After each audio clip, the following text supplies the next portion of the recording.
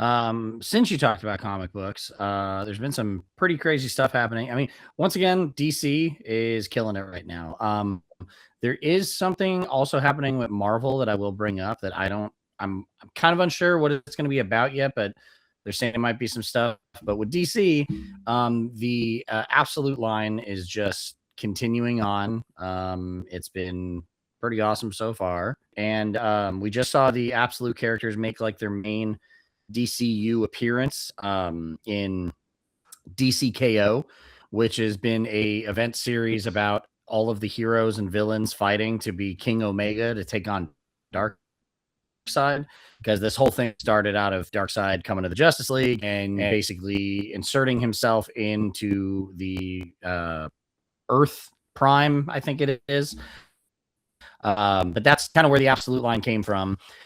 It looks like eventually the three of them are going to be the last one standing on that Earth, which is interesting because we're still very much still getting our bearings in the Absolute universe. But it's been a really cool story. DC's doing some crazy stuff. They also announced a crossover, just like they did with Batman and Deadpool, to Superman and Spider-Man, which is going to have a bunch of team ups and mashups again, which I'm here for. Been waiting forever. It's fun. They're fun issues that just you get to see your favorite heroes kind of team up with each other. And I think this is what we've been waiting for a long time. And it's been great. So comics have been cool. And then Marvel is getting prepared for Armageddon. So they did the Ultimate Universe that Hickman kind of created again. And essentially the maker, who is Evil Reed Richards from the original Ultimate Universe, stops all these people from getting their powers. So he kind of shapes the world into what he wants. And then Tony Stark has these boxes that he sent to people like Peter Parker, if you read Ultimate Spider-Man. And it's like, you were supposed to be this hero. You're supposed to have these powers. You open this box, you're going to get them. And we have, I think it was a year to save the world. So some of those boxes end up with Miles when he crosses over into the universe and brings them back. And they said those boxes are going to play into this Armageddon thing. Right now, the only tease is a thing that says like with great power and great responsibility. But what's interesting is the great responsibility one has Spider-Man, Captain Marvel, and Wolverine like silhouettes you can see.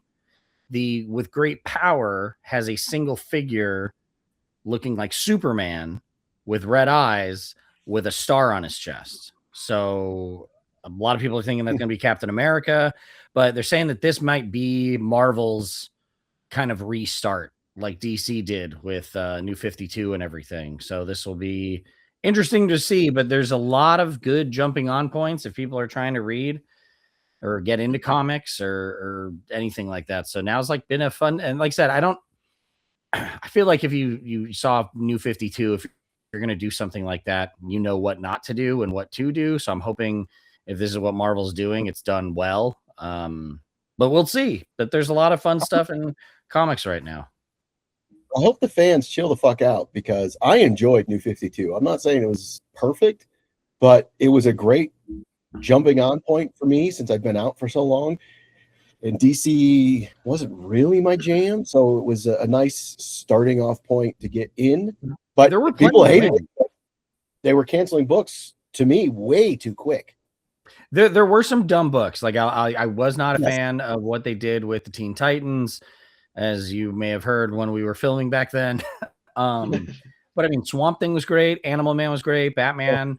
I even like, Batgirl. You brought Barbara Gordon back into being Batgirl. But Brian Azzarello Wonder Woman run, that was fucking amazing, man. Like there were definitely some wins.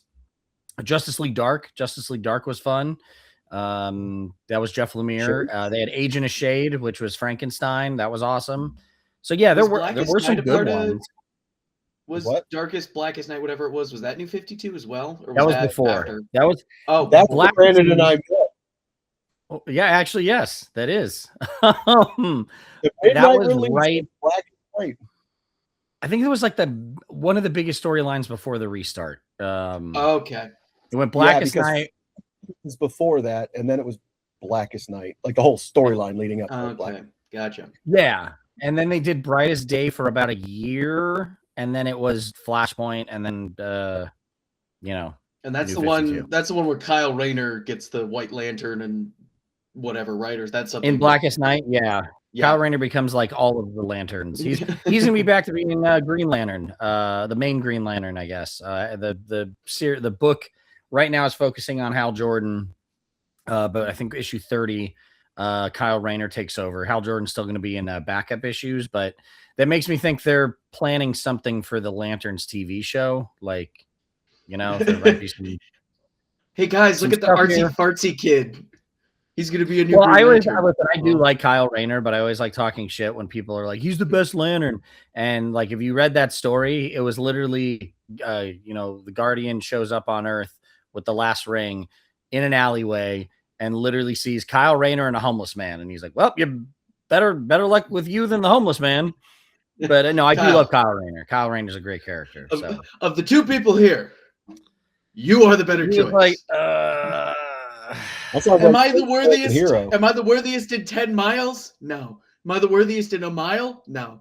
Am I the worthiest in 10 feet? Still no. Am I the worthiest in 5 feet? Yeah. Yeah, fine. That checks out. Here you go. So am I misremembering, or is there also like a Miracle animation coming? Yes, I believe that's going to be through Max. That's going to be based off the Tom King run, which was a very good run. I'm not a big fan of Darkseid and Apocalypse, but damn, I love me some Miracle for some reason. I love the all the Fourth World stuff. You know, that was Jack Kirby's whole thing, but I am so excited for that. The run is really good. It was a mini series done by Tom King. Tom King gets a lot of hate online from like the younger generation. CIA spy for a while, and I guess some shit came out of things he did in the CIA, but I don't know, dude. He writes. Oh no, he writes CIA. The CIA. Did I mean, yeah. I don't know. Whatever. I'm not. I don't.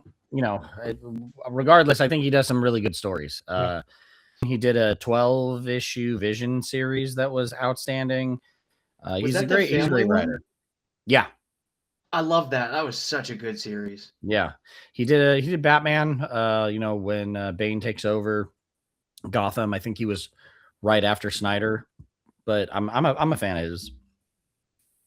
I also read, and this is disheartening and not that I think we all know that the studio had put a pause on Teenage Mutant Ninja Turtles: The Last Ronin in an R-rated movie, but recently Kevin Eastman came out and said, "No, it's not dead. We're still working on it." I'm like, "Oh dude, man, that'll kick ass, dude."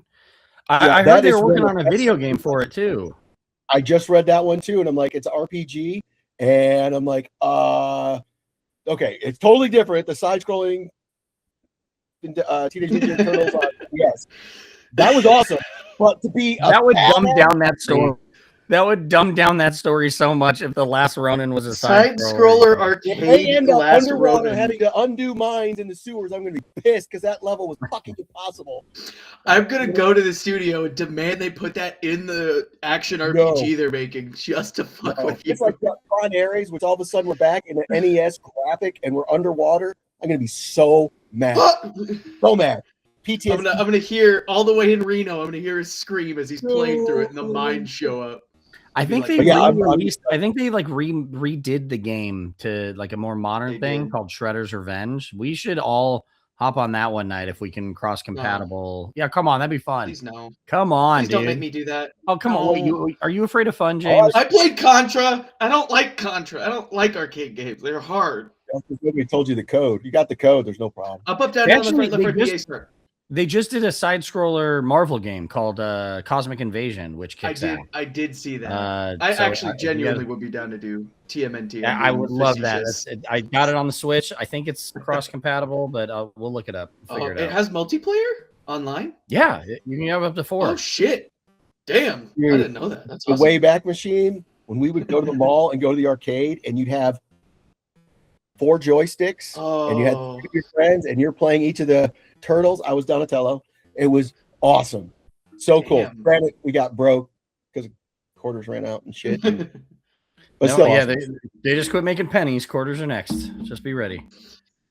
Why quarters? Wouldn't they go with nickels next? It's going to happen eventually. Just all money's going to disappear. Anyways, Is it? Wait. Can't tell if that's a good or a bad thing. I would love a Last Ronin movie, game, anything. I miss, like, I can remember being in the theater for Captain America Winter Soldier and being a comic fan. You know who the Winter Soldier is. And it was cool to be in a theater where people didn't know that yet. Because I remember when the mask comes off, this kid, like 2 rows in front, gasped. And I was like, God, that's so cool. Like, that's awesome. But I feel like we are now in an age where if you haven't read The Last Ronin, you will get the full download of what that story is before you get to the theater. And when the book came out or the story came out and you realize who The Last Ronin is, I was like, oh, that's so cool. But I almost feel like they're going to advertise it to the point of telling you all the little secrets. So, dude, that was some of the hardest artwork I've ever seen when they ghosted the brothers. And you're like, I mean, not ghosted as in modern terms of not talking to somebody, but actually drew them as ghosts. And I was like, oh man, you're hitting me in the feels, dude. Oh, it was brutal. So brutal. Not to mention knowing who survives and how much they've changed since it. Oh, ow, heart. Yeah. Heart. And that was one of the rumors I read that April was I don't know who the actress was from the original movies. They had approached her to come back for Ronin. And I was like, shut up. No, I mean, again, it could be a rumor, but I'm like, dude, that is awesome if they did that. That would be dope. That would be cool. I've watched some of every Ninja Turtle series, but I haven't watched like the last 2 like to completion. So I may do a Ninja Turtles rewatch at some point this year. That would be fun. And the movies too. God, first 2 movies are fucking phenomenal. I will forever love those. It's weird though and I'm not a devotee of the comic books or anything, but I know and have read several of them. And then obviously Last Ronin is brutal. The juxtaposition of the cartoonish for kids, like the video game I grew up with, versus the brutality in what the comic books are. Oh, always crack. Gnarly, dude. Yeah. We're gonna go commit war crimes. Oh no, I mean what's cool about the Ninja Turtles, like if you really look into them, is they have the ability to be kid friendly or ultra violent. And it's a great. Seriously though, like, you know, it became a Saturday morning cartoon, and that kind of took it away from the original feel of it. But then, you know, this last run they did with Kevin Eastman, I think it went almost 150 issues. I have them, but it was such a fun run, and it was cool to see like storylines from the cartoons and stuff kind of play out into bigger pictures and all that. So I've always been a big Ninja Turtles fan, so I'm down for any and all content we can get. Kevin Smith's got a new comic book coming out. Can't wait. That'll be cool. Bob. I'm sure that won't piss some people off, but whatever. I'm here for that. I like how he's going with Marvel, but I really hope it's one because he's written for both. I hope he goes just through the comic book industry with Jay and Silent Bob. That would be awesome. Yeah. I kind of want them to cameo, even if it's super brief. Yeah, I'm pretty sure they did an Archie crossover already. Are you serious? Yeah. I'm down. I gotta go find it. I think it actually takes place after Clerks 3. Dude, that movie was shockingly heartbreaking.